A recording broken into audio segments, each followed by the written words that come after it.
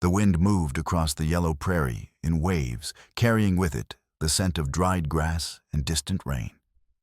Eliza Harrow stood with her hat tipped back against the late afternoon sun, feeling the familiar weight of her father's Winchester rifle in her hands. Her heart beat steady but alert, the way it always did when she was teaching someone to shoot, half concentration, half awareness of everything that could go wrong. She had learned young that the frontier forgave nothing, and that lesson had carved itself into her bones. Beside her, Noden watched the horizon with eyes that never stopped moving. He was a Lakota warrior in his mid-20s, tall and lean with a single eagle feather bound into his dark hair. The feathers shifted in the wind, and Eliza found herself watching it for a moment longer than necessary. She had known him only 3 weeks, but already she recognized the tension in his shoulders, the readiness of a man who had survived too many ambushes to ever fully relax. A brown glass bottle sat on a fence post 30 yards distant, next to the newly strung barbed wire that had everyone in Dusty Fork talking. The wire was Caro's doing, and it meant trouble. Eliza pushed the thought aside and focused on the present moment. "Sight on the seam," she said quietly, placing the Winchester into Noden's hands. She stepped closer than she would have stood with anyone else, and placed her fingers on his wrists to adjust the angle. His skin was warm beneath the buckskin, and she felt the controlled strength in his forearms. "Breathe in. Hold it. Let half out. Then squeeze." Noden inhaled his chest, rising. She counted softly, feeling the rhythm of his breath, the steadiness of his grip. He exhaled halfway, and the rifle cracked sharp and loud across the empty prairie. The bottle spun on the post, but remained unbroken, wobbling back to stillness. Eliza did not move away. She tilted her head to meet his eyes, dark brown intent studying her with the same careful attention he gave to tracking deer through broken country. The moment stretched longer than necessary, and she felt something shift between them, something neither of them had words for yet. "Again," she whispered. He nodded once reset his stance. She guided his hands a second time, her fingers light on his wrists, her shoulder brushing his. This time the connection felt less like instruction and more like a language they were both beginning to learn. In the distance, faint but distinct, came the sound of horses, multiple riders moving fast. Eliza's head snapped up, her hand instinctively moving to the revolver at her hip. Noden lowered the rifle and turned toward the sound, his body coiling into readiness. "Caro's men?" she asked quietly. "Or worse?" Noden replied, his voice barely above a murmur. "We should move." They gathered the rifles and ammunition in silence, working with the practiced efficiency of people who had learned to trust each other's instincts. The hoofbeats grew louder, then faded east toward the canyon. A patrol most likely checking the wire for cuts. Eliza exhaled slowly, feeling the tension ease from her shoulders. She glanced at Noden and found him already looking at her, something unreadable in his expression. "Same time tomorrow?" she asked. "Same time," he agreed. As they rode back toward town, the wind continued to blow across the open range, and the barbed wire gleamed in the fading light like a promise of violence yet to come. In the autumn of 1876, Dusty Fork sat at the edge of Echo Canyon like a collection of weathered bones scattered across the prairie. The town consisted of a general store with a sagging porch, Simon Baptiste's blacksmith forge that sent up smoke at all hours, a schoolhouse that doubled as a meeting hall, and a 2-story saloon where ranch hands spent their wages on whiskey and cards. A thin river, the Echo, provided water for cattle and homesteads, winding through the canyon and out across the flatlands where the grass grew tall enough to hide a man on horseback. Whiskey Tom Caro ran longhorn cattle on the open range and had recently begun fencing the river with barbed wire, using hired guns to enforce his claim. The wire blocked Lakota hunting routes and cut off water access for the homesteaders who had settled the valley over the past 5 years. Caro's ally was Sheriff Heavy Hank Lowe, a man whose belly strained his vest and whose loyalty could be bought with a bottle and a promissory note. Lowe fined anyone caught cutting the wire and turned a blind eye when Caro's men ran off squatters or shot at Indians crossing the range. Eliza Harrow was 26 years old, the town's telegraph assistant, and the daughter of a railroad surveyor who had taught her to sight rifles and handload ammunition before he died of pneumonia 3 winters past. She lived in a small room behind the Cedar Falls schoolhouse, kept her Winchester cleaned and oiled, and assisted Dr. Catherine Bell with medical calls when needed. She wore practical frontier skirts of heavy canvas sturdy boots with low heels and a leather belt with a knife sheath. Her chestnut hair was always pinned up under a wide-brimmed hat, and her hands bore the calluses of someone who worked for a living. She distrusted boastful men, avoided the saloon, and marked her cartridges with a distinctive double crimp at the case mouth, a habit her father had taught her to ensure reliable ignition in dusty conditions. She had no interest in marriage, no patience for idle gossip, and a reputation for being cold, though those who knew her understood she simply had little tolerance for foolishness. Late one evening, as she sat in her room reloading cartridges by lamplight, she found herself thinking about Nodin. It was not a romantic thought, exactly more a recognition that he listened when she spoke, that he learned quickly that he did not treat her skills as something surprising or unnatural. He simply accepted her competence the way he accepted the wind and the sun as facts of the world. She wondered if he felt the same quiet respect for her that she had begun to feel for him. Then she shook her head, irritated with herself for the distraction, and went back to pressing bullets into brass cases. Each cartridge received her careful attention powder, measured precisely, bullet seated firmly, and then the distinctive double crimp that had become her signature. Press once to secure the bullet. Press again to lock it tight against moisture and dust. Her father's voice echoed in her memory. 1 crimp holds, 2 crimps hold forever. Nodin, whose Lakota name meant wind, had arrived in Dusty Fork with a small band to hunt antelope and seek safe passage past Caro's wire. He was 24 tall and sinewy, with a burn scar on his left forearm from a childhood prairie fire that had taken his younger sister. He carried a bow strung with sinew, an old percussion musket that had belonged to his grandfather, and a knife with a bone handle. He refused to scout for the U.S. Army, a decision that had earned him respect among his people and suspicion among the whites. He had come to trade hides for a reliable rifle, introduced to Eliza through Simon Baptiste, a French Creole blacksmith who repaired guns and acted as a neutral intermediary between the town and the Lakota bands. Simon was a broad man, with gray in his beard and grease under his nails. He spoke 3 languages, drank sparingly, and kept a neutral face when men argued politics or land rights. "You need someone who can teach you the repeater," Simon had said to Nodin in the forge sparks flying from the anvil. "Eliza Harrow, best shot in the territory. She'll teach you if you have something to trade." Nodin had agreed, and the partnership had begun out of necessity. Eliza needed a guide through the safer canyon trails to escort a supply wagon past Caro's patrols. Nodin needed to learn the lever-action rifle to protect his people from the hired guns who shot at anyone crossing the wire. Their lessons took place on the open prairie, away from the town's curious eyes. Eliza showed him how to work the lever smoothly, how to sight down the barrel without jerking the trigger, how to load cartridges quickly under pressure. She stood close during instruction, placing her hands over his, on the lever, her cheek near his, as she aligned the sights, counting his breaths to steady the shot.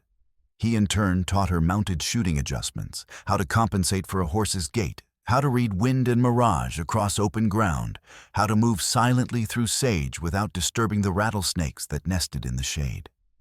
They shared few smiles and fewer words, but they watched for ambushes together. Eliza noted the way Nodin's eyes tracked movement across the hills, the way he positioned himself upwind to catch scents of horses or gunpowder. Nodin noted the way Eliza's hands never trembled the way she could cycle a rifle without looking the way she moved with economy and purpose. One afternoon, after he had finally shattered a bottle at 200 yards, he turned to her with something that might have been pride in his expression. "Your father taught you well," he said. Eliza reloaded the Winchester, her movements automatic. "Yours taught you to move like the wind." He almost smiled. "That is why they call me Nodin." She glanced at him, surprised by the hint of humor. "Do you have a name you prefer? Something shorter?" "Nodin is short," he replied deadpan. "My full name takes 3 breaths to speak." She laughed a quick, surprised sound, and he looked at her with interest. It was the first time he had heard her laugh. They rode back toward town, in companionable silence, the prairie stretching out around them like an open hand. The sun was setting, painting the sky in shades of orange and red, and the wind carried the scent of sage and distant rain. "Do you think Caro will let this stand?" Nodin asked after a while. "You teaching me to shoot?" Eliza considered the question. "I think Caro will do whatever serves Caro. If he sees us as a threat, he'll act. If he thinks we're harmless, he'll ignore us." "Abasu, we are not harmless," Nodin said quietly. "No," Eliza agreed. "We are not." By the 3rd week, the town had begun to notice. Millie Cobb, the schoolteacher, mentioned it to Dr. Catherine Bell over tea. Joseph Hale, a homesteader with a small herd of cattle, asked Simon if the Lakota were planning trouble. Simon shrugged and kept hammering iron. Caro noticed too. He sent Deadshot Mercer his best hired gun to watch the prairie. Mercer was a lean man with a drooping mustache and a reputation for killing claim jumpers in Wyoming. He carried a Sharps rifle and wore a long coat that concealed a revolver and a knife. He reported back to Caro that the Indian and the telegraph girl were practicing together, which Caro found amusing until Mercer added that they were getting good. "Then we'll see how good," Caro said, pouring whiskey into a tin cup. "When the wire goes up at the ford, we'll see." It happened on a Tuesday afternoon, unremarkable, except for what it would later cost. Simon Baptiste stood in the general store, a box of Eliza's hand-loaded cartridges resting on the counter. He had come to trade for lamp oil and coffee, and in his pride, the pride of a craftsman who recognized excellence in others, he had brought the ammunition as an example of frontier ingenuity. "Look at this," Simon said to no one in particular, holding up a brass case to the light streaming through the dusty window. "Miss Harrow's work. See that double crimp at the case mouth, 2 compressions instead of 1.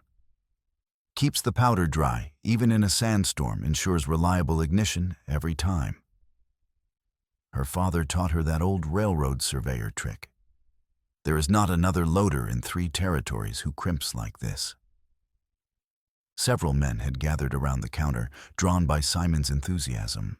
Among them were 2 of Caro's ranch hands, a drifter looking for work and Deadshot Mercer, who leaned against a support post with his arms crossed, listening. Mercer's eyes narrowed as he examined the cartridge Simon held up. The double crimp was unmistakable, 2 distinct compression rings at the case mouth, one atop the other, like a signature pressed into brass. "Distinctive," Mercer said, his voice flat and thoughtful. "A man could recognize ammunition like that from a fair distance, I reckon." "That is the point," Simon replied, missing the predatory calculation in Mercer's tone. "Quality leaves a mark. When Miss Harrow loads a round, you know it will fire true." Mercer nodded slowly, then straightened and walked out of the store without another word. Simon watched him go, a flicker of unease crossing his face, but he shook it off and completed his transaction. What Simon did not see was Mercer returning to the forge 3 days later, after dark, when the blacksmith had gone to the saloon for his 1 weekly beer. The forge was locked, but the window latch was loose. Mercer slipped inside, moving with the careful silence of a man who had broken into many places and left no trace. He found the ammunition stored in wooden crates beneath Simon's workbench cartridges Simon kept on hand for customers needing repairs or reloads. Mercer took 3 boxes of Eliza's distinctively crimped rounds, maybe 60 cartridges in total, and vanished into the night. Simon would not notice the theft for weeks, and by then the damage would already be done. The confrontation came on a cold morning when Joseph Hale's calf, a red heifer not yet a year old, bolted through Caro's new barbed wire to reach the river. The animal had smelled water and run straight through the fence, tangling its hind leg in the wire and bawling in panic. Joseph sent his son running to fetch help, and the boy found Eliza at the telegraph office and Noden at Simon's forge. They rode hard to the fence line, the horses breathing plumes of vapor in the chill air. The calf was thrashing, blood streaking its leg where the barbs had cut deep. Eliza dismounted and moved to calm the animal, speaking low and steady while Noden examined the wire. It was new, the metal still bright, strung tight between posts, driven deep into the hardpan. "Range is closed," a voice called from across the fence. Deadshot Mercer sat his horse on Caro's side, flanked by 2 riders Eliza recognized as drifters hired the previous week. Mercer held his Sharps rifle across his saddle, the barrel pointed casually in their direction. "Calf's caught," Eliza said evenly, keeping her voice calm. "We're cutting it free." "Wire stays up," Mercer replied. "Boss's orders." Joseph Hale arrived on a wagon, his face pale with worry. "That's my animal. I'm not paying your grazing fee to get her back." Mercer shrugged his mustache, twitching. "Then she stays. Your choice." Eliza's eyes flicked to Mercer's saddlebag. A corner of brown leather protruded a ledger, its edges worn from use. She had heard rumors that Caro kept records of the extortionate fees he charged homesteaders for water access, but she had never seen proof. The ledger was right there within reach, if she could get across the fence. Noden moved to the wire, his knife already in hand. "I will cut the calf free." "Don't," Mercer said, his voice flat. He shifted the rifle, aiming at Noden's chest. "Last warning." The moment hung like a held breath. The calf bawled again, pulling at the fence post. The wire sang with tension, a high metallic note that seemed to vibrate in Eliza's teeth. Noden cut the wire. The post tilted, the tension released with a sharp twang. The calf lurched free, stumbling toward the river. Mercer fired. The bullet grazed Noden's upper arm, tearing through his buckskin shirt and leaving a red line across his bicep. He staggered, but did not fall. Eliza's Winchester came up in one smooth motion, and she fired at Mercer's saddle, severing the stirrup leather with a precise shot.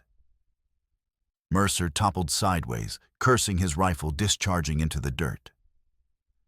The 2 riders reached for their revolvers, but Eliza and Noden were already moving, dragging the calf behind cover and mounting their horses in a flurry of dust and hoofbeats.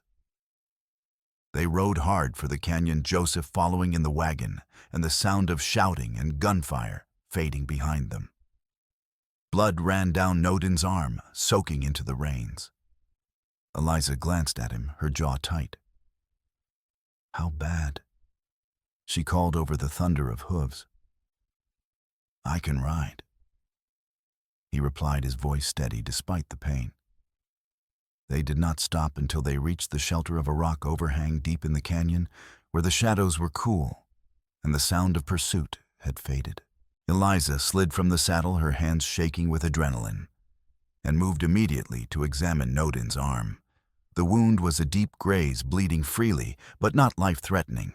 She pulled a clean cloth from her saddlebag and pressed it against the wound, applying pressure to slow the bleeding.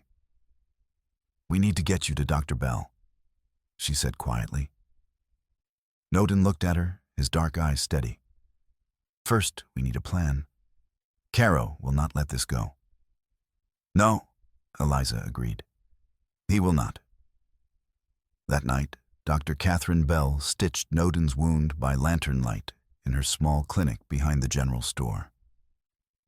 The room smelled of carbolic acid and camphor, the air thick with the scent of disinfectant. Eliza held the lantern steady, her shoulder touching Noden's as she supported his arm. He sat without flinching, his breathing controlled, while the needle pierced skin and drew the edges of the wound together. Charles. Belle was a woman in her 40s, her hair graying at the temples her husband lost to cholera 3 years prior. She had learned surgery from a field doctor during the war and had no patience for cowards or fools. "Hold still," she murmured, her hands steady and sure. Eliza's fingers rested on Noden's wrist, feeling his pulse steady and slow despite the pain. He met her eyes once briefly, and she saw no fear there, only a quiet acknowledgement of what had begun between them. She felt the warmth of his skin through the buckskin, the strength in his forearm, the way his breath matched the rhythm of her own. When the stitching was finished, Dr. Bell wrapped the wound in clean linen and handed Noden a small tin of salve. "Keep it clean. Change the dressing daily. No heavy lifting for a week." Noden nodded. "Thank you." Outside, the night was cold and clear stars scattered thick across the sky. Eliza walked with Noden to the edge of town, where his horse waited. They stood in silence for a moment, and the lantern light from the clinic casting long shadows. "We need that ledger," Eliza said quietly, her breath forming clouds in the cold air. "It's proof of what Caro's doing. Without it, he controls the river, and we have nothing." Noden adjusted the bandage on his arm, testing the tightness. "Mercer will not give it up easily." "No," she agreed, "but we're going to take it anyway." He looked at her, his expression unreadable in the darkness. Then he nodded. "We will do this together." It was not a declaration of love or loyalty. It was a pact forged in necessity, in blood and wire, and the shared understanding that neither could do this alone. They were partners now, bound by circumstance, and a growing respect that had nothing to do with romance and everything to do with survival. "Together," Eliza repeated, and the word felt like a promise. Sheriff Heavy Hank Lowe arrested Joseph Hale 3 days later, charging him with property destruction for the cut wire near his land. Joseph sat in the town's single cell, a cramped space with a cot and a bucket, while his wife pleaded with the sheriff to release him. Lowe leaned back in his chair, boots propped on the desk, and shook his head. "Wire's Caro's property. Your husband cut it. That's the law." Eliza stood in the doorway, her arms crossed. "The law also says a man has a right to protect his livestock. That calf was dying." Lowe glanced at her with barely concealed irritation. "Not my problem, Miss Harrow. You want Hale out, pay the fine. $500. $500 was more than most homesteaders made in a year. Eliza's jaw tightened, but she said nothing. Arguing with Lowe was pointless. She needed evidence of Caro's extortion, and the ledger was the key. Simon Baptiste, who kept his ear to the ground and his opinions to himself, reported that Deadshot Mercer carried the brown ledger and exchanged it weekly at dawn at Goldwater Station, a water stop 15 miles east, where the stagecoach refilled its barrels. The ledger was handed to Jasper Baptiste Simon's estranged brother, who worked as a clerk for the Territorial Bank and laundered Caro's fees through false land claims. "Jasper and I do not speak," Simon said quietly, in his forge hammer ringing against iron. "He chose money. I chose my conscience." Eliza and Noden planned the intercept carefully over the next 2 days. They would ride to Goldwater before dawn, position themselves near the station, and take the ledger when Mercer arrived. It was a simple plan, which meant it was likely to go wrong, but they had no better options. In the hours before they left, Eliza taught Noden to cycle the Winchester, quietly thumbing the hammer back, slowly easing the trigger forward to prevent the click that might give away their position. He practiced in the dim light of Simon's forge, the movements deliberate and precise. She watched his hands, noting the steadiness despite the stitches in his arm, the way he adapted her lessons to his own rhythm. "You learn quickly," she said almost to herself. He glanced at her, something like amusement in his eyes. "I have a good teacher." She felt warmth rise in her cheeks and turned away to check her own rifle, annoyed at herself for the reaction. "Focus," she thought. "This is not the time." Noden in turn adjusted her hat to shade the sights when the sun rose, showing her how the angle of light could blind a shooter at first dawn. His fingers brushed the brim without touching her hair, maintaining a careful distance that spoke of respect rather than indifference. "You do that for your sisters?" she asked, trying to keep her tone light. His expression darkened briefly. "I had one sister. The fire took her." Eliza immediately regretted the question. "I am sorry." He shook his head. "It was a long time ago. But yes, I used to adjust her hat when we played. She was younger, always running ahead without thinking." He paused, his fingers still on the brim of Eliza's hat. "She would have liked you." She had no patience for men who thought women should only cook and sew. Eliza looked at him, surprised by the admission.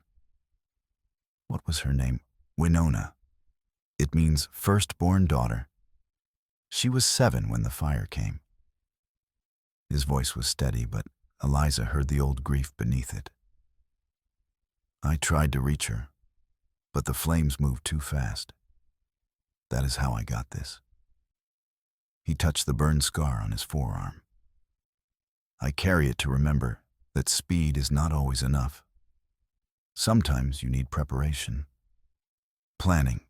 Is that why you wanted to learn the rifle?" Eliza asked quietly. "To be prepared?" "Yes," Noden said simply. "And because the old ways, the bow, the musket, they are not enough against men like Mercer. The frontier changes, and we must change with it or die."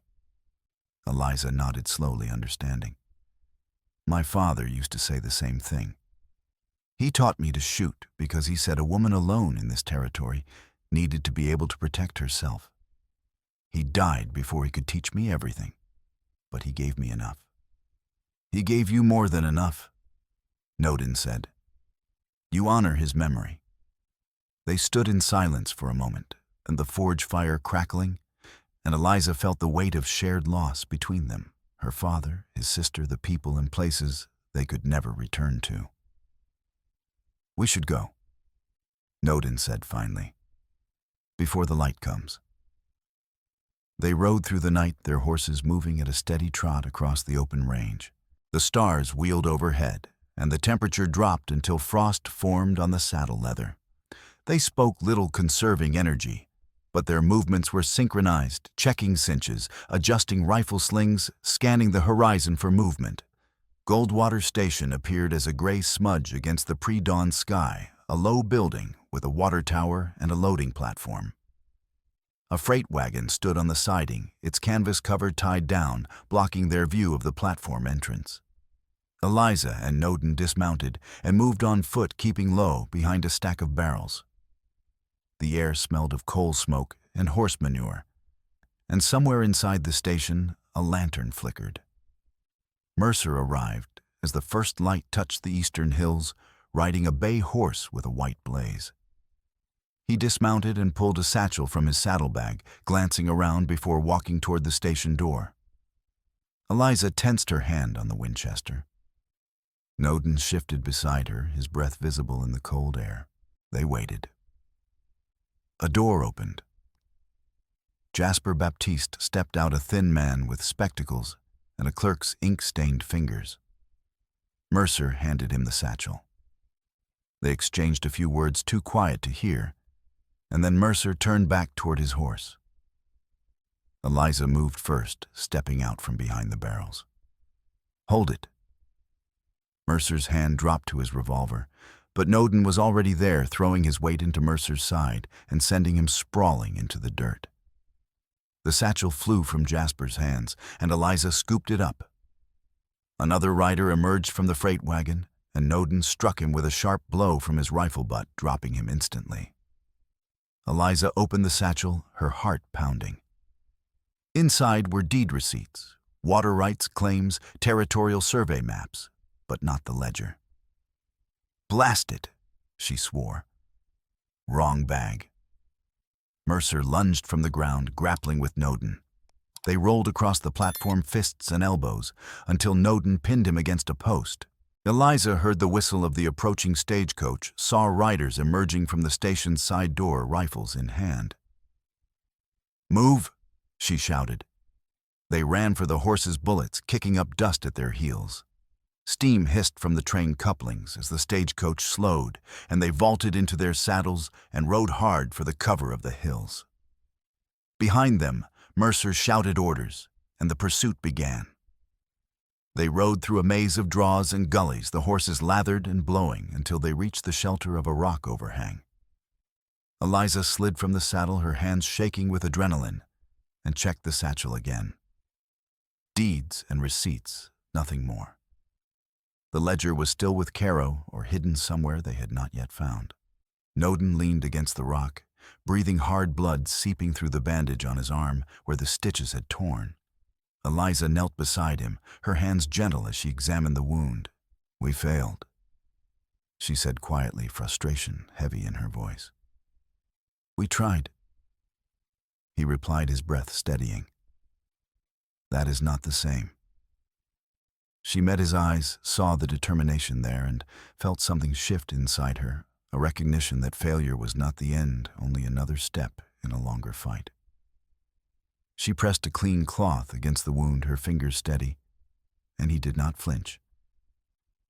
"We'll get it," she said. "Next time." He nodded, and for a moment his hand covered hers where it rested on his arm.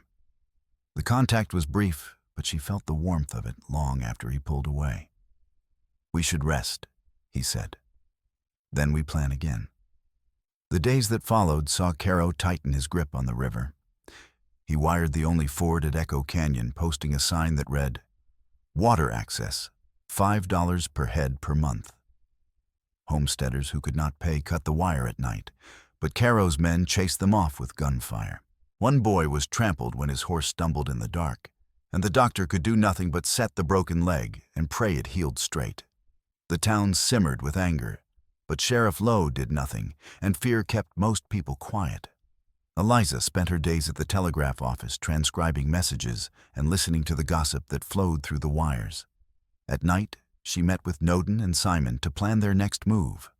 Noden guided Joseph Hale's family and two Lakota women, Kiona and Ayasha, through a hidden draw to the river under cover of darkness. They moved on foot, leading their horses, flattening themselves against the animals' sides as Caro's patrols passed within 20 yards. The horses' breath steamed in the cold air, and the sound of hooves on stone seemed loud enough to wake the dead. But the patrols rode past without seeing them. Eliza covered their approach from a boulder overlooking the draw, her Winchester resting on the stone, her breathing slow and controlled. A rattlesnake coiled near her boot, its tail buzzing a warning, but she did not move. The snake watched her with unblinking eyes, its body tense and ready to strike. But Eliza remained absolutely still, her focus on the patrol below. Only when the riders had passed and the danger was gone did she slowly shift her weight, allowing the snake to slither away into the rocks. She waited motionless until Noden's low whistle signaled all clear, then carefully descended from her position, her legs cramped from holding still for so long. When they returned to town hours later, Noden brought her antelope jerky wrapped in oilcloth. "You did not have to," she said, surprised. "You did not have to cover us," he replied simply. "But you did." "For 3 hours," Simon said, "without moving." "How did you know it was 3 hours?" "I counted," Noden said. "Every minute you were exposed. I should have been the one on that ridge." "You were guiding the families," Eliza said. That was more important. Both were important, he corrected.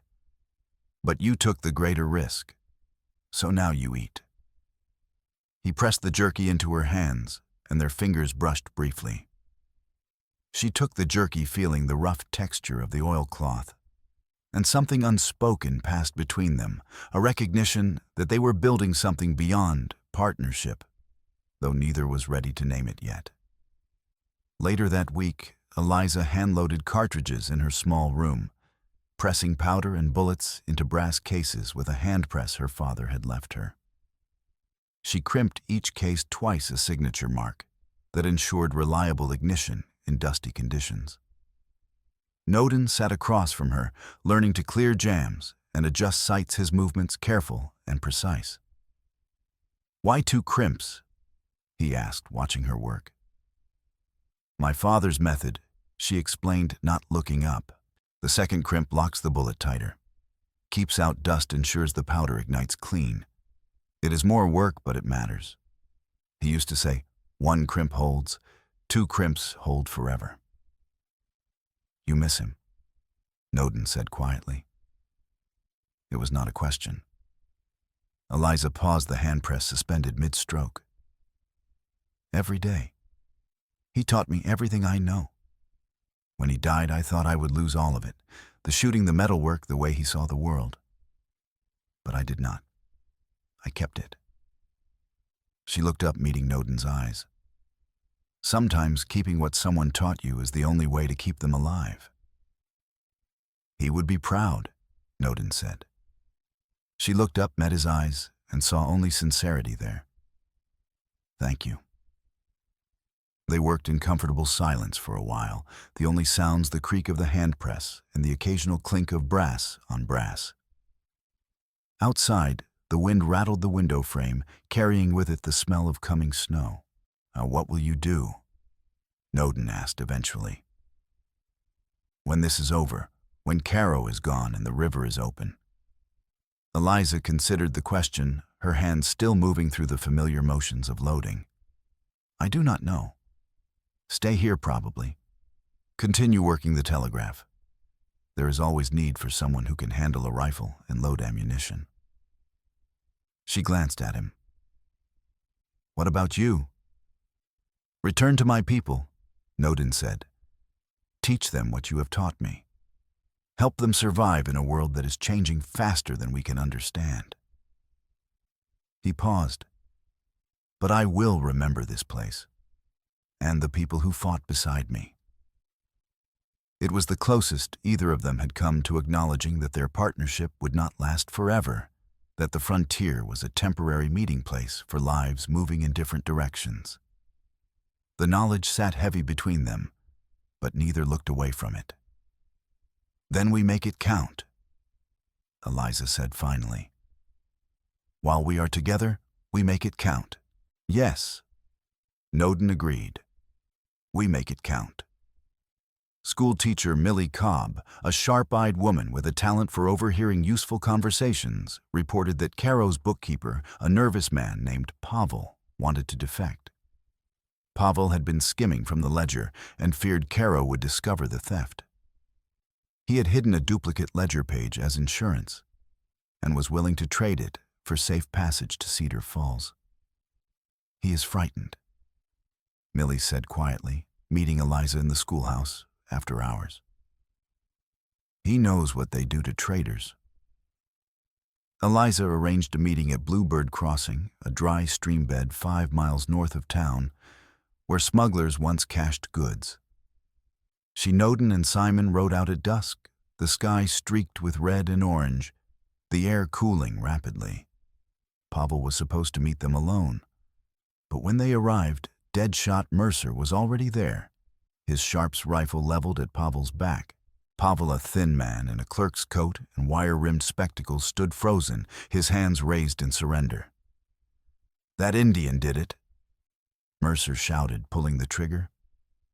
Pavel dropped a bullet through his chest, blood spreading dark across his shirt. Smoke and noise filled the crossing. Mercer wheeled his horse and fired at Noden, who dove behind a rock. Eliza returned fire, but Mercer was already galloping away, disappearing into the sage. Two cowhands who had been hiding in the brush emerged and pointed at Noden. "We saw him," Indian shot the clerk. Sheriff Lowe, arriving minutes later with a posse, took their statements. Eliza protested, her voice sharp with anger, but Lowe ignored her. "Warrants out for the Indian. Murder." Noden did not resist. He met Eliza's eyes, once his expression calm, and then rode away with Simon before the posse could move. But the warrant was real, and the cowhand's testimony coerced or not made it official. Caro had found a way to eliminate Noden without risking a direct confrontation. Eliza rode back to town, her mind racing, fury and fear warring inside her. Pavel's murder had been planned, the cowhands paid or threatened into lying. Mercer had used the chaos to frame Noden, and Caro's influence with the sheriff had done the rest. That night, she sat in her room cleaning the Winchester by lamplight, her thoughts circling the problem. The ledger was still the key. Without it, they had nothing. Dr. Catherine Bell performed the extraction of the bullet from Pavel's body in her clinic. 2 days later, a grim task she carried out with the precision of a field surgeon. Eliza assisted, holding instruments and lamps, her stomach tight, but her hands steady. Pavel's body lay on the examination table, covered with a sheet except for the wound. The clinic smelled of death and carbolic acid, and Eliza had to breathe through her mouth to keep from gagging. She had seen death before her father's slow decline, the bodies of men killed in range disputes. But there was something particularly brutal about Pavel's murder, something that spoke of calculation rather than passion. Dr. Bell worked methodically, her scalpel tracing the bullet's path through tissue and muscle. Blood welled and was dabbed away. Eliza held the lamp closer, her arm beginning to ache from the stillness. When the bullet finally came free, Bell held it up to the light, turning it slowly between her forceps. She examined it in silence for a long moment, then glanced at Eliza, her expression grave. "This is a 44-40, she said, her voice neutral. "Hand-loaded. Look at the crimp." Eliza's breath caught. She leaned closer, and her heart seemed to stop. The case mouth bore 2 distinct crimps, one atop the other, her signature mark. "That's mine," she whispered, her voice hollow. Bell looked at her sharply. "You're certain?" "Yes. My father taught me to double crimp for reliability. No one else in Dusty Fork does it that way. No one else in 3 territories, according to Simon." Her hands had begun to shake, and she gripped the edge of the table to steady herself. "That is my ammunition." Bell set the bullet on a tray, her expression grim. "Then someone stole your ammunition and used it to frame the Lakota man." Eliza's mind raced, horror and guilt twisting in her chest. She kept her cartridges in a locked box in her room, but she had brought several boxes to Simon's forge the previous week to trade for metalwork.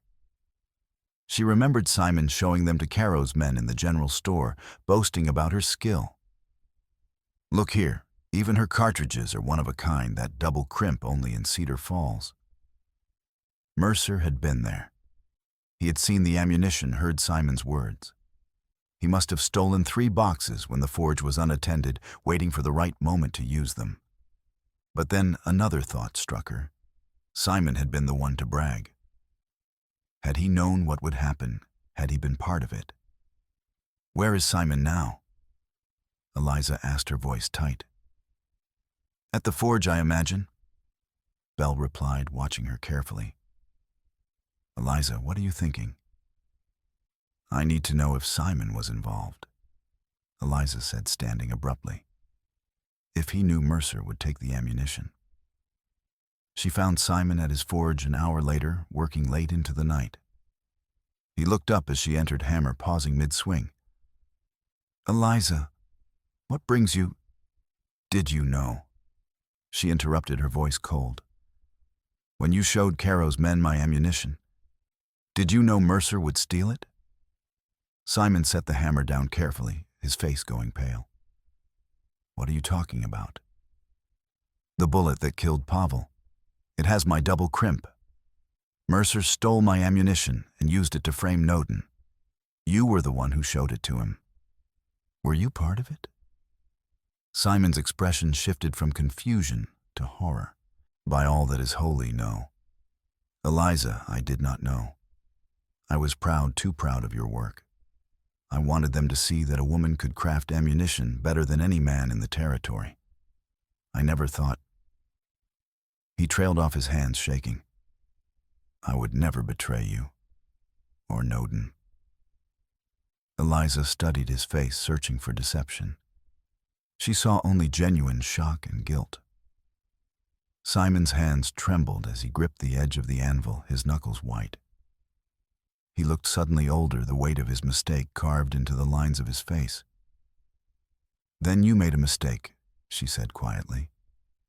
And now we all pay for it.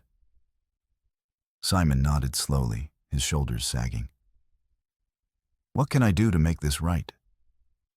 Help us get the ledger, Eliza said. Help us clear Noden's name and never speak carelessly again. I will. Simon said, his voice firm. You have my word. Whatever it takes, I will help. The twist hit Eliza like a physical blow as she walked back to her room. She had been meticulous in her craft, proud of her father's methods, and now that pride in Simon's careless boasting had been turned into a weapon against the man she was trying to help. She felt a sickening guilt, not for doing anything wrong, but for being the unknowing tool of Caro's conspiracy. She found Noden at Simon's forge later that night, hiding in the loft where the blacksmith stored scrap iron and old tools. She climbed the ladder and sat beside him in the darkness, the forge's banked coals casting a dull red glow below. I know how they framed you, she said quietly. Mercer stole my ammunition. The bullet that killed Pavel has my mark on it. Simon did not know he was careless, but not malicious. I believe him.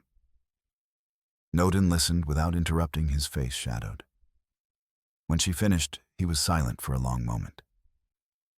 You could walk away, he said at last. Tell the sheriff you were robbed. Let them focus on me. You would be safe. Eliza shook her head fiercely. No. We clear your name first, then we break the wire. I am not walking away.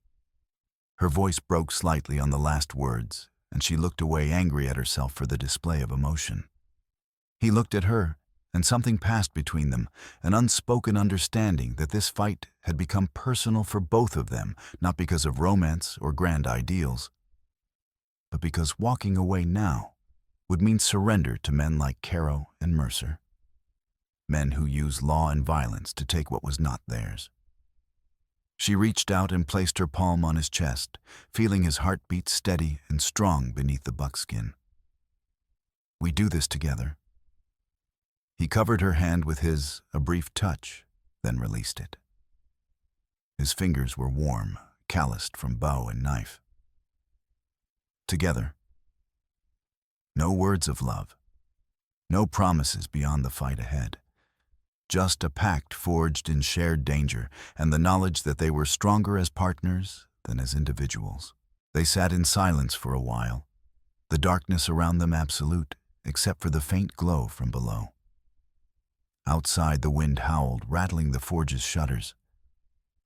When I was young, Noden said eventually, his voice barely above a whisper, my father told me that the wind never fights. It simply moves around obstacles, patient and persistent, until even mountains are worn to dust. I did not understand then. I wanted to be a warrior to fight and win glory. He paused, but he was right. The wind is patient, and the wind always wins. Is that why you are helping me? Eliza asked. Patience. No, Noden said. I am helping you because it is right, and because... He hesitated, then continued. Because you are the first person in a long time who has treated me as an equal. Not as a threat, not as a curiosity, not as something to be pitied or feared, just as someone with skills to offer and lessons to learn. Eliza felt something tighten in her chest. "That is what you are," she said simply. "An equal." "Then we face this as equals," Noden said. "Whatever comes." Caro sealed the river completely the next day, stationing riders at every crossing and jailing Joseph Hale as leverage. "Pay the fees, or Hale stays locked up," he announced in the saloon, his voice carrying to the street. The homesteaders muttered but did not act. Fear and poverty kept them from open rebellion. Caro also hired Noden's cousin Kangi Sapa, whose name meant Black Crow. Kangi Sapa wore a black painted eagle feather in his hair and had lost 2 children to starvation the previous winter, when fences blocked his band's access to hunting grounds. He joined Caro, not out of loyalty, but out of desperation to feed his remaining family. The pay was regular, the provisions were real, and his people were starving.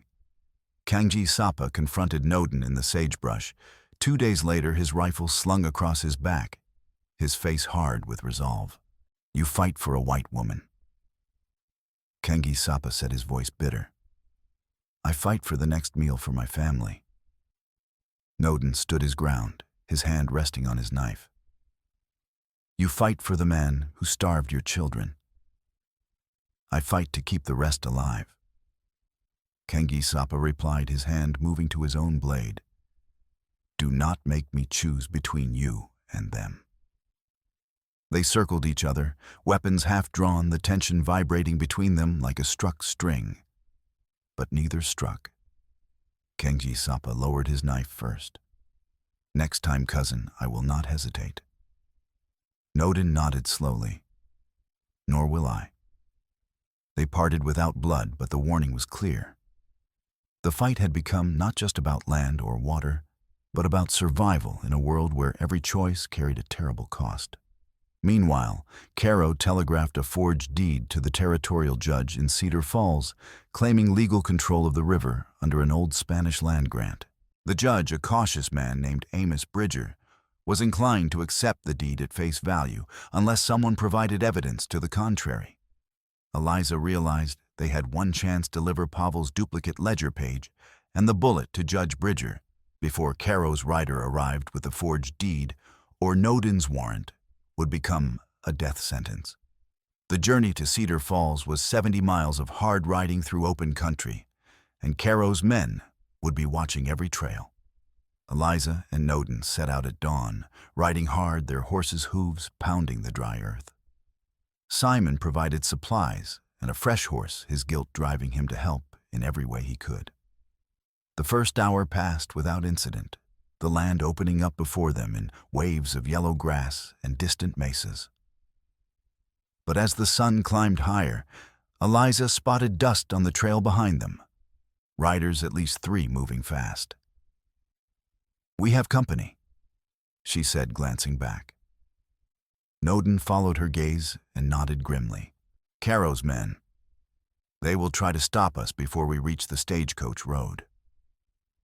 They pushed their horses harder, the animals' breath coming in great gasps, foam beginning to fleck their mouths.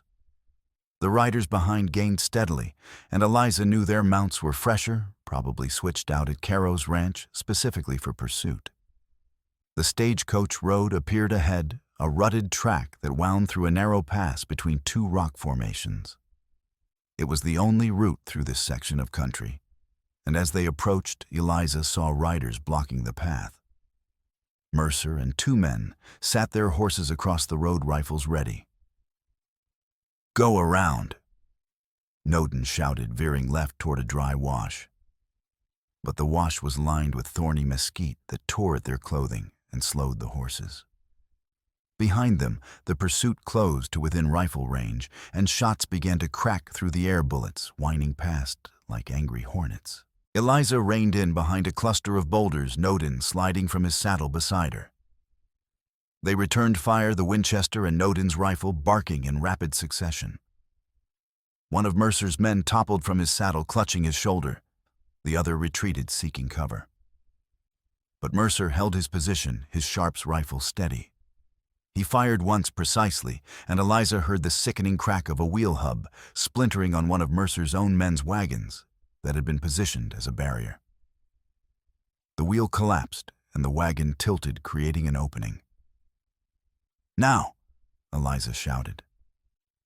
They mounted and charged through the gap, Sage bursting under hooves, as bullets tore through Eliza's skirt, shredding the heavy canvas, but missing her leg by inches.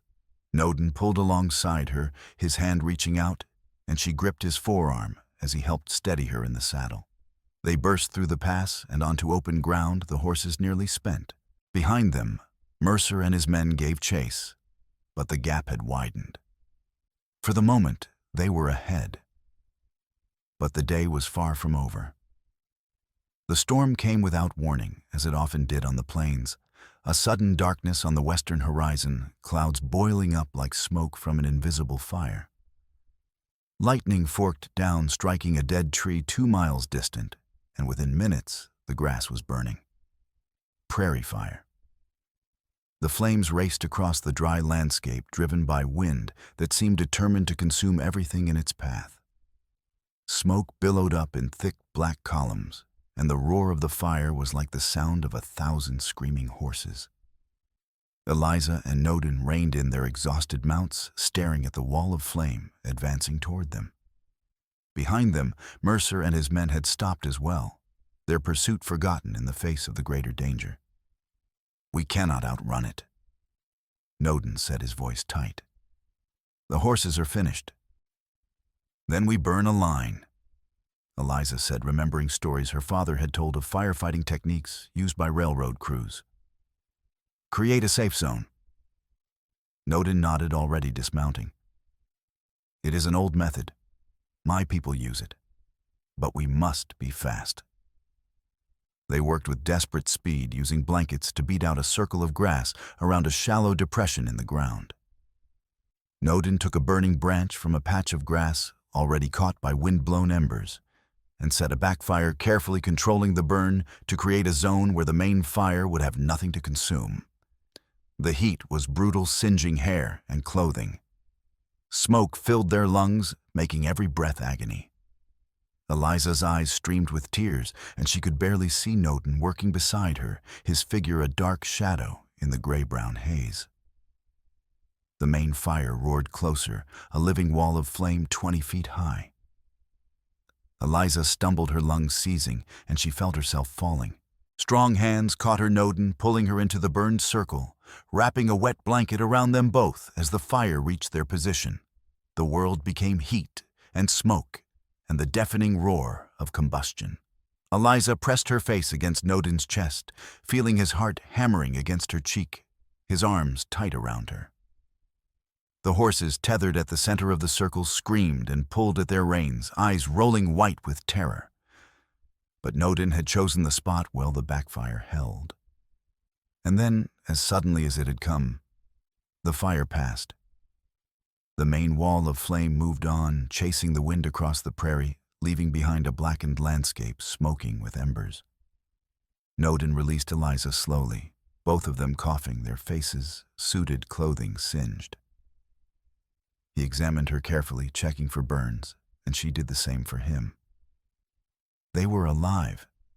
Somehow, impossibly, they were alive. That was too close. Eliza managed, her voice hoarse. "Yes," Noden agreed, wiping soot from his eyes. "But we are still moving." Behind them, Mercer and his men had been forced to retreat, driven back by the fire. The pursuit had ended, at least for now. But ahead, another obstacle waited.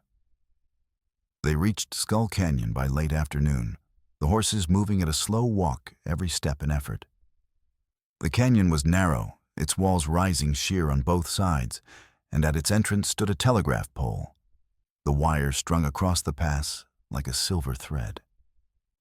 The wire had been cut.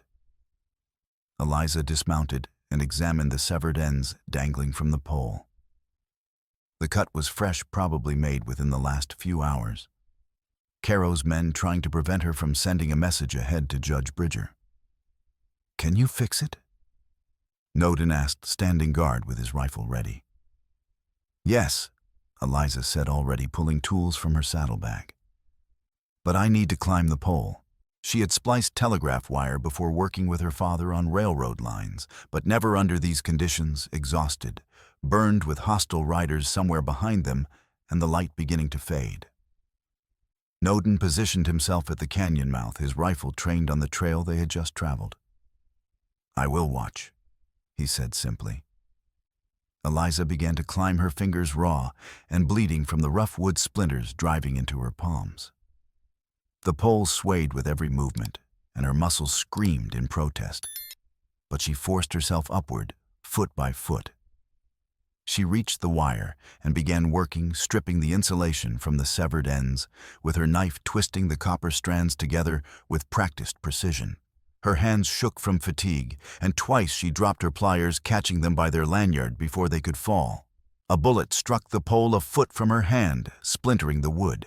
She flinched, nearly losing her grip, and looked down to see riders emerging from the canyon, 3 of them, Mercer in the lead. Noden fired his shot precise and measured, and one of the riders jerked back in his saddle, his rifle falling. The other 2 took cover behind rocks, returning fire bullets, whining through the air. Eliza, Noden called. How much longer? Almost there, she shouted back, her fingers working frantically. The splice was crude but functional, and she wrapped it quickly with electrical tape from her kit. Done.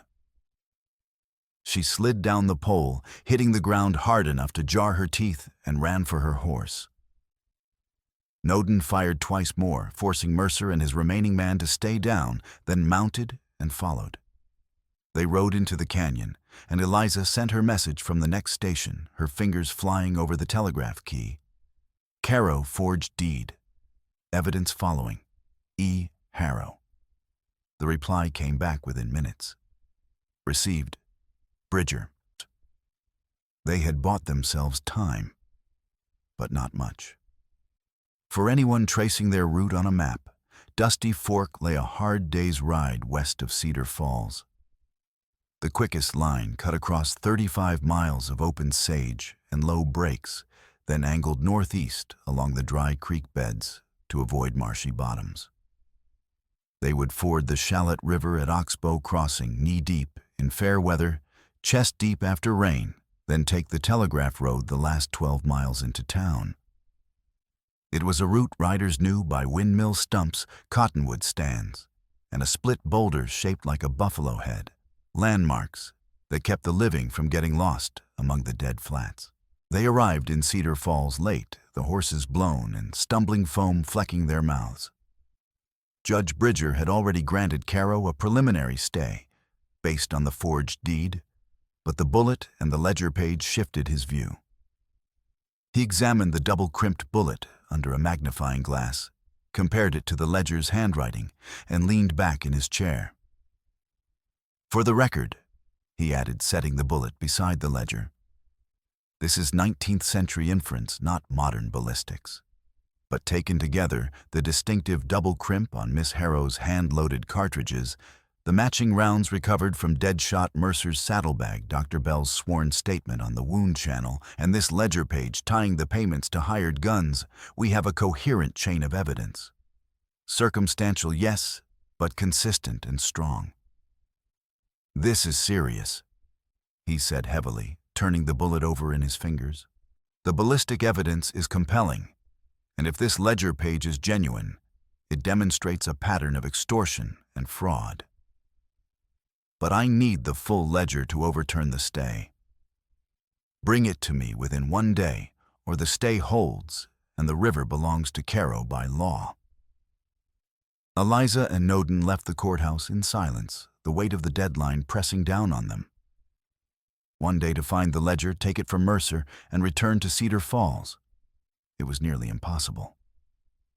We will do it, Noden said quietly as they mounted their exhausted horses. Eliza nodded, her jaw set. We will, or we die trying. They rode back toward Dusty Fork through the gathering dusk, the wind picking up and the first stars appearing overhead. Neither spoke, but their determination was a shared current between them, unbreakable. Simon met them at the edge of town, with fresh horses and critical intelligence. Mercer was keeping the ledger at the stockyard, now in his saddlebag, which never left his side. He slept in the foreman's shack with 2 guards posted outside. "It will be a hard fight," Simon said quietly. "But if you want that ledger tonight, is your only chance. Tomorrow, Mercer rides to Cedar Falls with Caro to present their case to the judge. Then tonight it is," Eliza said. The rain began just after midnight, cold and steady, turning the dust of Dusty Fork into slick mud. Eliza and Noden infiltrated the stockyard where Deadshot Mercer kept his horse, the brown ledger still tucked in his saddlebag, according to Simon's latest intelligence. The stockyard was a maze of pens and loading chutes, the cattle restless and lowing in the darkness, their eyes reflecting lantern light like embers. The mud sucked at their boots, making every step treacherous. Rain drummed on the tin roofs of the sheds, creating a constant roar that would mask small sounds, but also make it harder to hear approaching threats. They set a decoy of hay bales under a tarp near the main gate, hoping to draw Mercer's attention, while they moved in from the opposite side. Noden crawled through puddles, his burn-scarred arm aching from the cold and the torn stitches that had reopened during the ride. Mud soaked through his buckskin, weighing him down, and he could feel blood seeping warm against his skin beneath the crude bandage. Eliza edged along the fence, her Winchester slung across her back, her knife in her hand, rain streaming down her face and blurring her vision. Lightning flashed, illuminating the stockyard in stark white light. And for an instant, she saw everything: the pens, the cattle, the shack where Mercer slept, and the 2 guards huddled miserably under the eaves. Then darkness returned, more absolute than before, and she moved forward by feel and memory. Mercer appeared on the catwalk above the pens, his long coat dripping with rain, his Sharps rifle cradled in his arms. He must have sensed something was wrong, some instinct born of years living by violence. He fired at the decoy without warning, the shot sparking on the wet wood, and the bales exploded in a spray of hay and splinters. The guards came running, and the cattle panicked, surging against the fences, their bellowing adding to the chaos. Noden moved faster now, abandoning stealth for speed, reaching the hitching post where Mercer's horse stood. The animal shied away from the noise and the stranger, but Noden grabbed its halter, murmuring low words in Lakota, and the horse calmed. He grabbed the satchel hanging from the saddle horn, his fingers closing around the leather strap, and for one moment he thought they had succeeded. Then Mercer saw him and fired. The bullet struck the post inches from Noden's head, splinters flying into his face. He ducked, returning fire with the Winchester sight on the center mass breathe squeeze, just as Eliza had taught him. The bullet struck Mercer's gun hand, and the Sharps clattered to the catwalk. Mercer cursed, clutching his bleeding hand, and fled into the rain-soaked darkness. But when Noden opened the satchel, his heart sank. It contained only blank receipts and a bottle of whiskey. Mercer had taken the ledger with him. "He has it," Eliza shouted over the rain, emerging from the shadows. The chase was on. They ran after him, boots slipping in the mud, horses struggling for purchase on the slick ground. The pursuit was chaotic. Riders appeared from barracks, shouting and firing wildly into the rain. Eliza and Noden fought through, weaving between cattle pens, ducking under rails, their movements desperate and synchronized. Mercer headed for Echo Canyon, where the wire fence formed a deadly trap in the flooding ford. They followed mud, spattering their clothes, the sound of hooves and rain and gunfire filling the night. The Echo River ran brown and fast, swollen from the rain, the ford now a churning maelstrom of water and debris. Caro's barbed wire stretched across the shallows, the posts angled to catch anything that tried to cross the metal, glinting like teeth in the flashes of lightning. Mercer splashed into the water on horseback, clutching the ledger to his chest with his good hand, his injured hand trailing blood that mixed with the flood water. The current pulled at his horse, and the animal's struggled eyes rolling white with fear. Kengi Sapa and 3 riders guarded the bank on Caro's side, rifles ready. The wind howled, tearing at their hats, the rain driving sideways in sheets that obscured vision. Eliza and Nodin split up.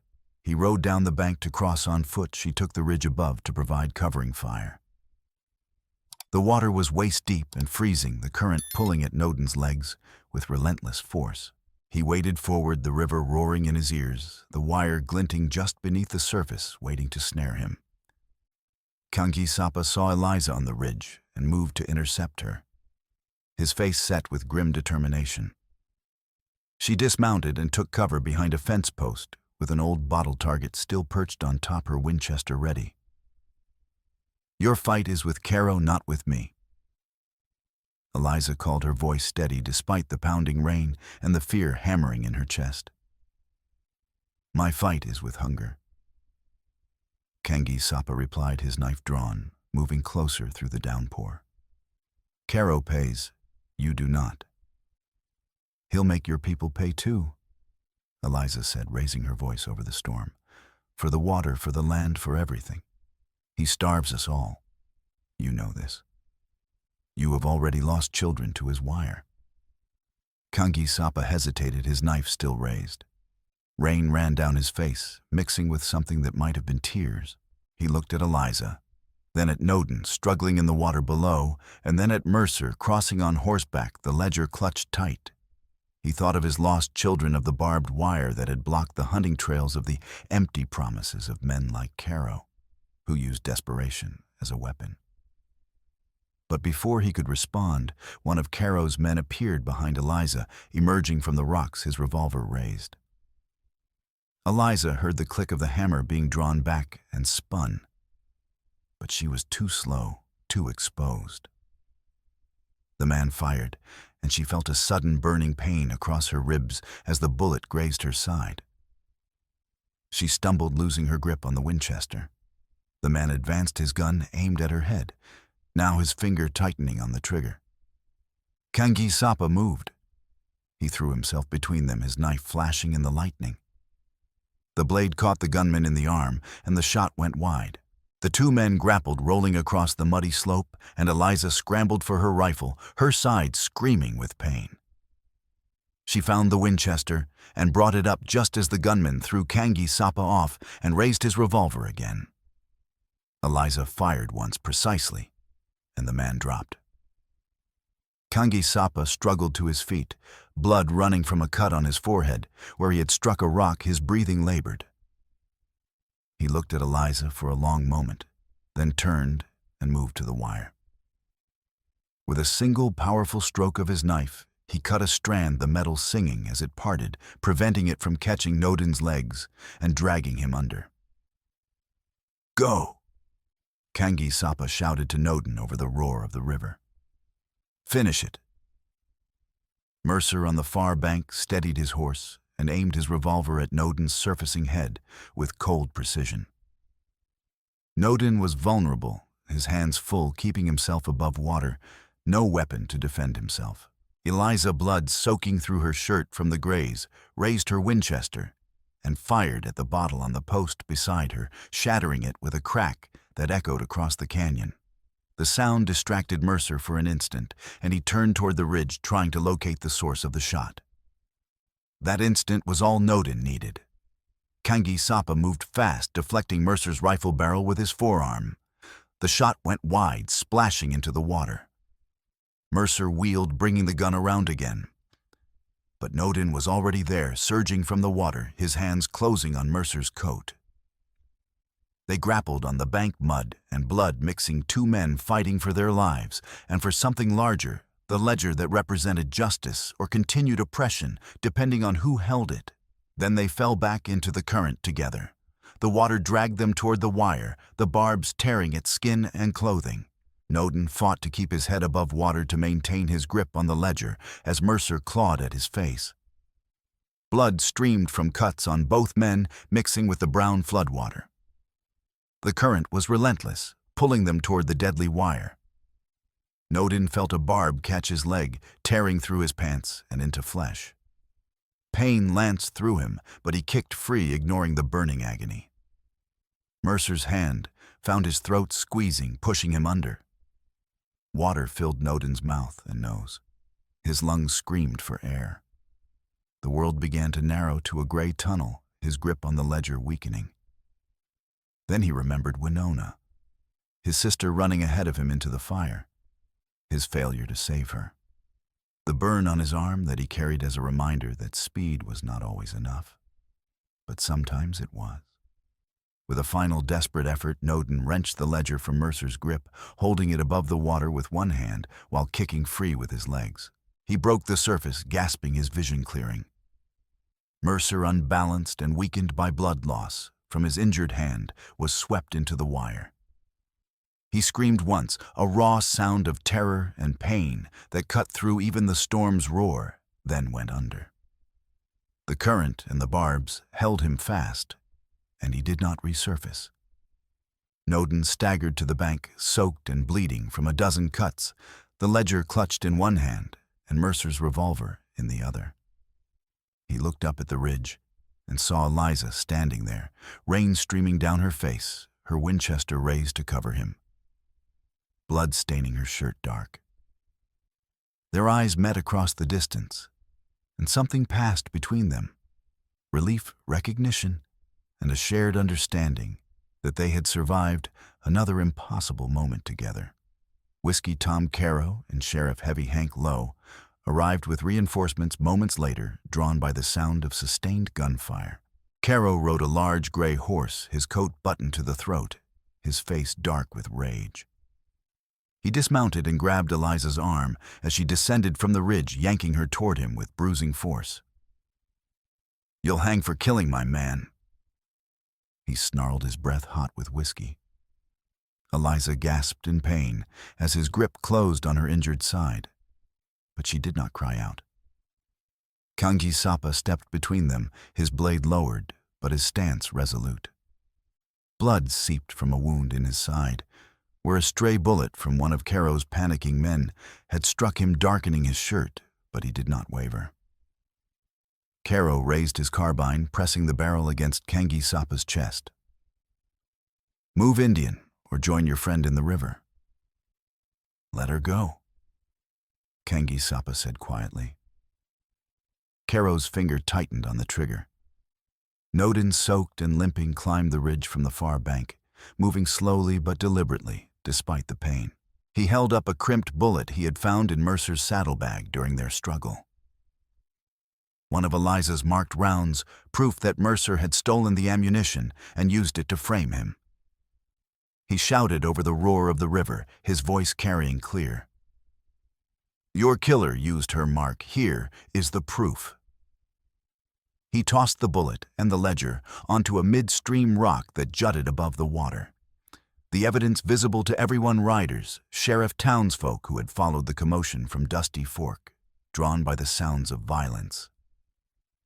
The ledger pages fluttered in the wind, soaked but readable, the careful columns of extortion fees and false land claims laid bare for all to see. The bullet gleamed on the rock, its double crimp unmistakable even from a distance. Caro's riders hesitated, looking at each other, at the ledger, at the bullet. Some had known about the extortion, others had simply followed orders, but the evidence in full view was more than they could ignore. Sheriff Lowe's face went pale. He had known about the ledger, had taken his share of the fees, but the evidence in plain sight was more than he could deny or suppress. "That does not matter," Caro said, his voice rising with desperation. "The Indian is still a murderer. Arrest him, Lowe." But Lowe was backing away, his hands raised. "I think we need to sort this out proper, Tom. In front of the judge." Caro's control was slipping, his carefully constructed empire of intimidation and corruption crumbling around him. He could see it in the faces of his men, in the way they were no longer looking at him. But at the ledger on the rock, at the bullet that proved their boss was not just a hard man enforcing property rights, but a murderer and a thief. He raised his carbine and fired at Noden. The bullet struck Noden in the thigh, and he staggered, blood running down his leg, his vision blurring with pain. He dropped to one knee but kept Mercer's revolver raised, refusing to fall. Eliza's breath caught her vision narrowing to a single point, and the rifle in her hands, the target in her sights. Time seemed to slow. She breathed the way Noden had taught her to read the wind, and the way she had taught him to steady the shot, the way her father had shown her to make every bullet count. She fired. The bullet struck the fence post beside Caro's head, splintering the wood and showering him with debris, close enough that he felt the heat of its passage, close enough that he knew the next shot would not miss. "Drop it," she said, her voice carrying clear over the rain and wind. "Or the next one goes through your skull." Kangji Sapa, wounded in the side, charged forward despite the pain lancing through his ribs. He collided with Caro blade against carbine, forcing the rancher back into the mud with the momentum of desperation. Caro fired again, the shot striking Kangji Sapa in the ribs a second time. But the Lakota warrior's momentum carried them both into the fence post. Caro's face struck the wood with a sickening crack, and he collapsed unconscious. Simon Baptiste and Joseph Hale arrived at that moment with a dozen armed homesteaders. Men who had lost cattle land and family to Caro's wiremen, who had been waiting for a chance to fight back. They surrounded the remaining riders, rifles leveled, faces set with grim determination. Sheriff Lowe, seeing the shift in power, quickly moved to distance himself from Caro. "Put him in chains," Lowe said, his voice shaking. "I am placing Tom Caro under arrest for extortion conspiracy and accessory to murder." Caro lunged one last time, trying to reach his fallen carbine. Noden, moving through pain and exhaustion, tackled him into the post. The wires sang with tension, and Caro's head struck the brace a second time. He went still breathing, but unconscious. The fight was over. Dr. Catherine Bell tended to Kangji Sapa under the dripping branches of a cottonwood tree, the rain easing to a cold drizzle. He refused morphine, as was Lakota custom, asking only to see the open sky. Noden sat beside him, his thigh bandaged with torn cloth, his face pale from blood loss, but his eyes clear. Eliza stood nearby, her own side, bandaged where the bullet had grazed her ribs. The wound was painful, but not serious, and she refused to rest until she knew Kangji Sapa would survive. "You cut the wire," Noden said quietly to his cousin, his voice hoarse. Kangji Sapa managed a faint smile, his breathing labored. "I cut one strand. You two cut the rest." He pressed his black painted eagle feather into Noden's hand, and the gesture both an acknowledgement and a benediction. The feather was damp with rain and blood, but Noden held it carefully, reverently. "Your children will not be forgotten," Noden said. Kangji Sapa nodded, his eyes closing briefly. "Nor will yours if you live to have them." Dr. Bell worked quickly to stop the bleeding from his ribs, her movements efficient despite the poor light and the rain. The bullets had passed through cleanly missing vital organs, but he had lost a dangerous amount of blood. It was uncertain whether he would survive the night, but Bell would not give up on him. "He is strong," she said quietly to Noden. "He has a chance." Eliza, mud-covered and exhausted, prepared to ride to Cedar Falls with Noden, Simon, and Joseph as witnesses. The ledger was wrapped in oilcloth, said the bullet placed in a small tin box. But before they could leave, Simon stopped her. "Let me look at that wound," he said, gesturing to her blood-soaked shirt. "It is just a graze," Eliza protested. "A graze that needs cleaning," Simon insisted. "You will do Noden no good if you collapse from infection halfway to Cedar Falls." Reluctantly, Eliza allowed Dr. Bell to examine and properly dress the wound. It was deeper than she had thought, the bullet having carved a furrow across 2 ribs. But Bell's cleaning and bandaging would prevent infection. "You are lucky," Bell said. "An inch to the left, and we would be having a very different conversation." "I have had enough conversations with luck lately," Eliza replied, managing a tired smile. They rode through what remained of the night, arriving in Cedar Falls just before dawn, their horses stumbling with exhaustion. Judge Bridger received them in his chambers, and the room warm and dry, a stark contrast to the cold chaos of the canyon. He examined the evidence page by page, his expression growing darker with each line he read. Extortion, false land claims, bribery, and murder, he said, finally looking up at Eliza and Noden. "This is more than enough." He revoked the preliminary stay, and citing his equitable authority under territorial practice, declared the wire across a public ford a nuisance to be abated in cases of common necessity. He noted the long-standing custom of right-of-way at fords during high water and drove seasons, and referenced county ordinances allowing temporary removal of obstructions to preserve life and commerce, and ordered Caro and Sheriff Lowe held for trial on charges of extortion theft and conspiracy to commit murder. Caro, standing in chains with his face bruised and swollen, spat at Eliza. "You'll regret this, telegraph girl," he said, his voice thick with hatred. Eliza stared back unmoved. "I already got what I came for. Justice." The judge turned to Noden. "As for the murder charge against you, I am dismissing it on the basis of clear evidence of a frame. The ballistic match to the stolen ammunition, combined with witness testimony and the timing of events, makes it evident that dead-shot Mercer killed Pavel and attempted to place blame elsewhere. You are free to go." Noden nodded, once his face showing no emotion, though Eliza saw relief flicker briefly in his eyes. "One more thing," Judge Bridger said, pulling a document from his desk. "I received this from the Territorial Post Office.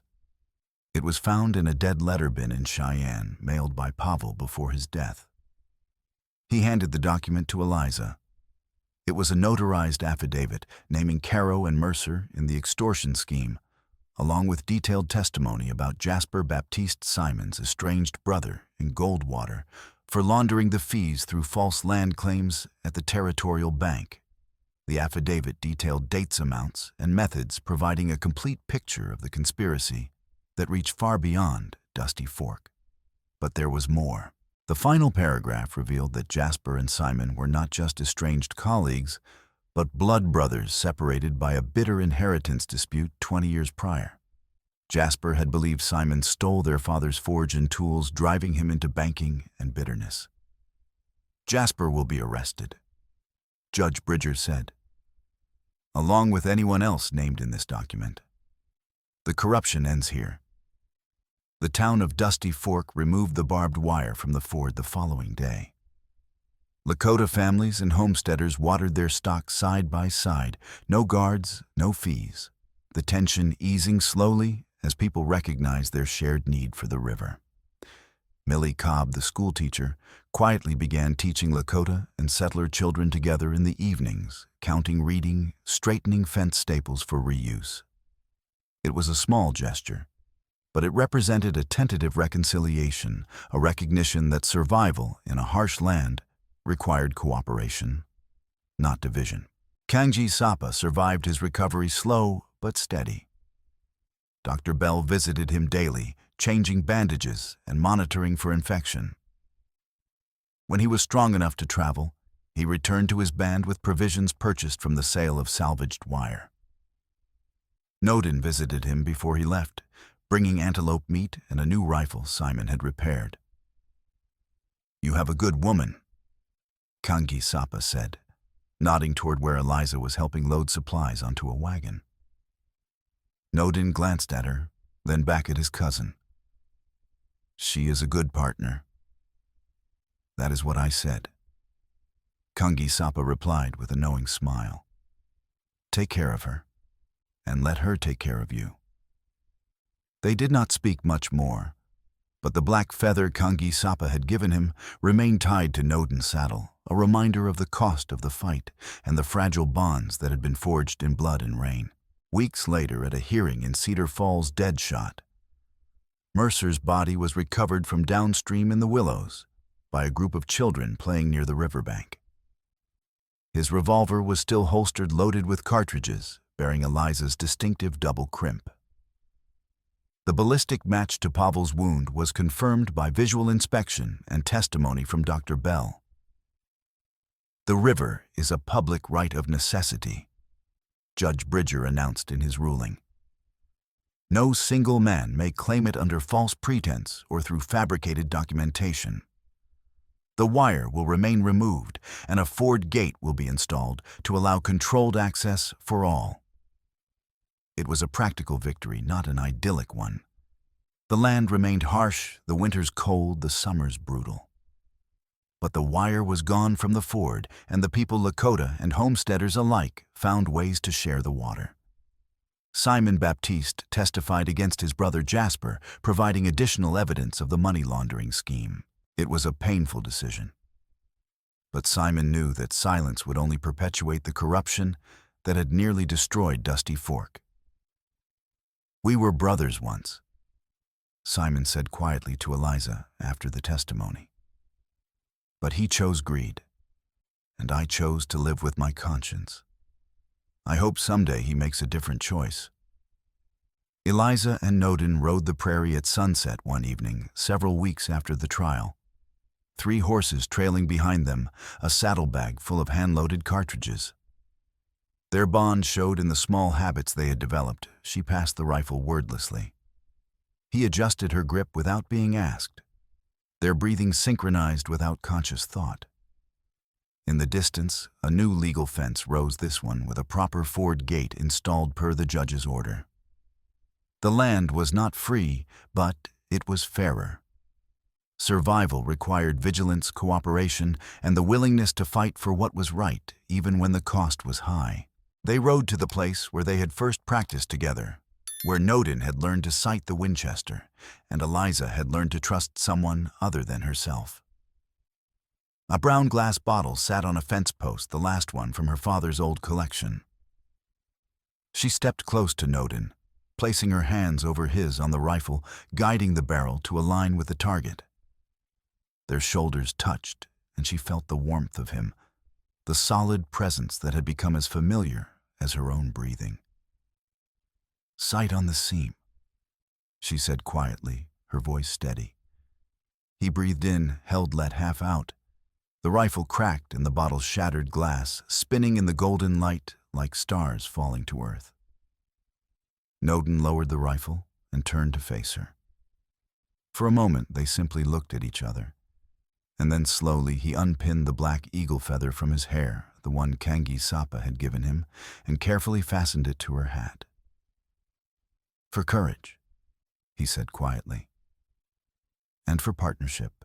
Eliza touched the feather, feeling its softness, the weight of what it meant. "Thank you." "You do not need it." Nodin said, his voice warm with something she could not quite name. "But you have earned it." "What will you do now?" Eliza asked. "Return to your people." "Yes," Nodin said. "They need what I have learned. But I will come back when the season turns. There is always more wire to cut, more lessons to share." He paused. "And I would like to see how you are doing, if that is acceptable." Eliza felt something warm spread through her chest. "It is acceptable. More than acceptable."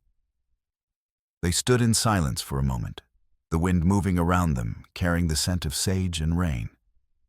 Neither of them spoke of love or made promises they could not keep. But they understood that what they had built, trust, respect, partnership, was more valuable than romance and more enduring than passion.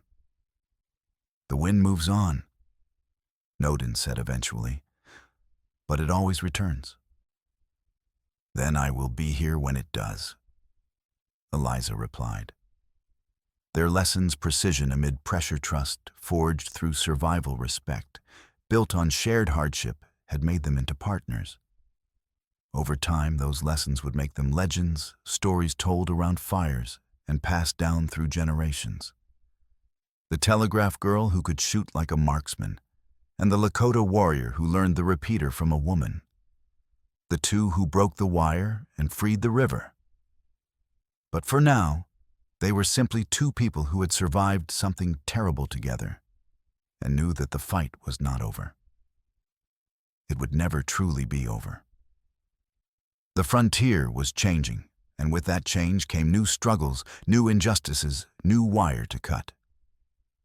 Years later, when the West was no longer quite so wild, and Dusty Fork had grown from a collection of weathered buildings into a proper town with a church and a school, and a newspaper that published twice weekly, people still told stories about the winter of 1876.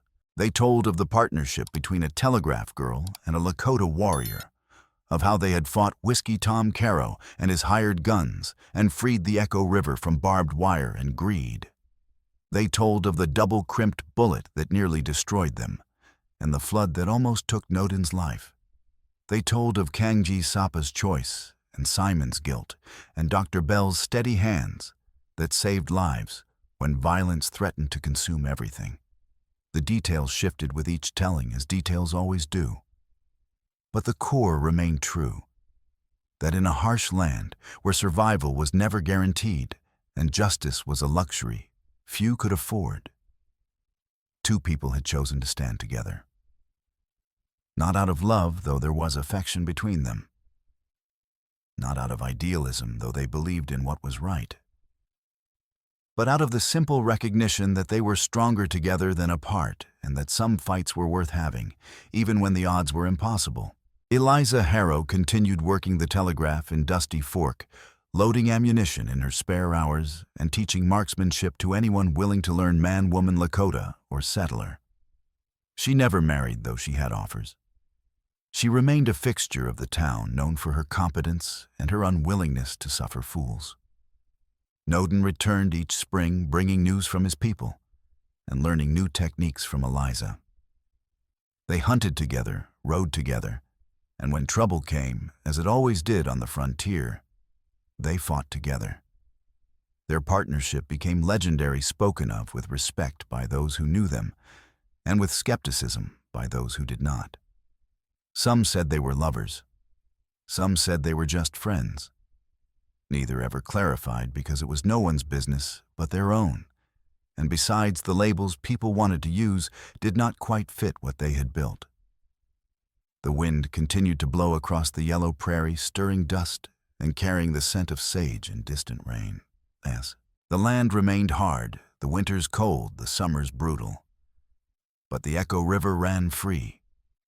The wire was gone, and the people who depended on that water. All of them, Lakota and settler alike, knew that freedom had been paid for in blood and courage, and the partnership of two people who refused to surrender. And on quiet evenings, when the sun set over the canyon and painted the sky in shades of orange and red, you could sometimes see two figures on horseback, riding the ridge above the river, moving in perfect synchronization, and their silhouettes stark against the dying light. The wind and the wire, the partnership that broke the fence and freed the water. That was the story they told. And it was true.